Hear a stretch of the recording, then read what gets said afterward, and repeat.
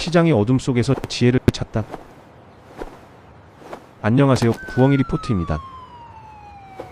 최근 로슈와 일라이릴리를 비롯한 글로벌 빅파마들이 한국 바이오 기업에 직접 투자를 감행하고 있습니다. 단순히 완성된 파이프라인을 사가는 기술 수출을 넘어 초기 단계부터 자본을 투입하고 인큐베이팅하는 새로운 형태의 파트너십이 본격적으로 가동되고 있습니다. 오늘 부엉이 리포트에서는 이 현상의 이면을 글로벌 거시 환경의 변화와 재무제 표상의 숫자를 통해 냉정하게 분석해 보겠습니다. 결론부터 말씀드리겠습니다. 최근의 빅파마 자본 유입은 구조적 위기에 직면한 글로벌 제약사들과 비용 대비 효율성을 갖춘 한국 바이오텍이 이해관계가 맞아떨어진 결과입니다. 한국 상장 바이오 기업들에게 분명한 기회인 것은 맞지만 모든 기업이 수혜를 누리는 것은 아닙니다. 철저하게 검증된 플랫폼 중심이 극소수 기업에게만 자본이 집중되는 양극화가 심화될 것입니다. 먼저 글로벌 시장 관점에서 빅파마들이 왜 지금 외부 혁신에 목을 매는지 그 재무적 배경을 살펴보겠습니다. 첫 번째 핵심은 특허 절벽입니다.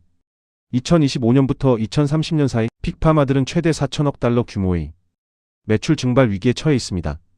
연매출 290억 달러 키트루다를 비롯해 엘리퀴스, 다잘렉스 등 블록버스터 신약 69개가 곧 특허 보호를 잃게 됩니다. 콧간이 비어가는 속도를 자체 연구개발로는 도저히 따라잡지 못하는 상황입니다. 두 번째는 내부 R&D 생산성의 구조적 하락, 즉 이룸의 법칙입니다. 현재 신약 한 건당 개발 비용은 35억 달러를 초과했고 R&D 투자의 내부 수익률은 4.1% 수준까지 추락했습니다. 투자 자본의 기회비용조차 건지기 힘든 상황입니다. 실제로 신규 물질 매출의 70% 이상이 외부에서 조달되고 있습니다. 이제 빅파마에게 외부 바이오텍 확보는 선택이 아닌 생존 그 자체입니다. 세 번째는 지정학적 리스크에 따른 아시아 포트폴리오의 다변화입니다. 과거 빅파마들은 외부 혁신의 절반 가까이를 중국 시장에서 조달했습니다. 하지만 최근 미중 기술 패권 경쟁과 생물보안법 등 미국 정부의 규제로 인해 지정학적 리스크가 극대화되었습니다. 동시에 중국 바이오 자산의 밸류에이션이 단기간에 급등하면서 가격 매력도마저 떨어졌습니다. 한국은 중국 대비 지정학적 리스크가 낮으면서도 글로벌 수준의 임상 데이터와 강력한 지적 재산권 보호 체계를 갖춘 대안적 아시아 혁신 거점으로 부상했습니다. 가장 강력한 무기는 임상시험의 효율성입니다. 한국의 다국가 임상시험 건수는 아시아 최고 수준입니다. 고도로 표준화된 전자의무기록 시스템과 단일 건강보험 체계 그리고 수도권에 밀집된 우수 의료진은 빠른 환자 모집과 높은 데이터 신뢰도를 담보합니다. 이는 신약 개발에 있어 막대한 비용과 시간을 절감해 줍니다. 또한 송도 바이오 클러스터를 중심으로 한 세계 최대 규모의 CDMO 인프라도 결정적입니다. 특히 일라이릴리가 한국 투자를 결정하며 삼성바이오를 파트너로 선택한 것은 시사하는 바가 큽니다.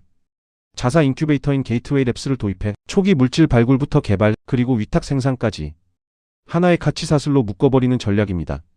비만 치료제나 알츠하이머 치료제처럼 대규모 생산 능력이 필수적인 분야에서 한국의 제조 역량은 대체 불가능한 프리미엄입니다.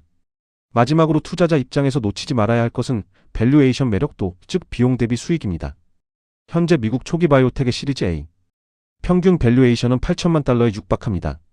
반면 한국의 초기 바이오텍은 유사한 수준의 파이프라인을 보유하고 있음에도 상당한 할인율이 적용된 상태입니다.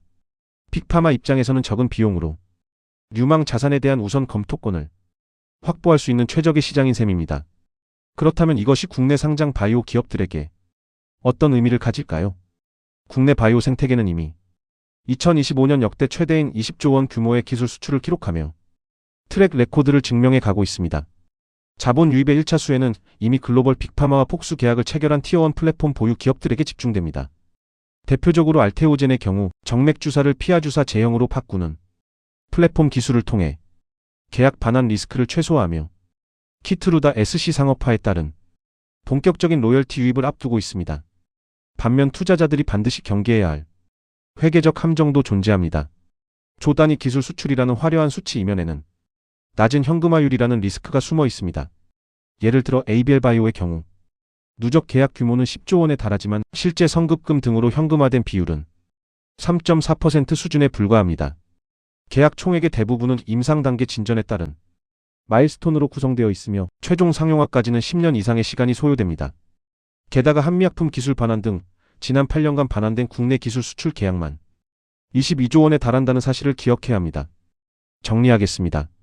글로벌 빅파마들의 대규모 자본 유입은 한국 바이오 생태계 밸류에이션 리레이팅을 이끌 강력한 촉매제가 될 것입니다. 하지만 막연한 기대감으로 가득 찬 테마주나 실제 현금 흐름이 뒷받침되지 않는 단일 파이프라인 기업은 도태될 것입니다.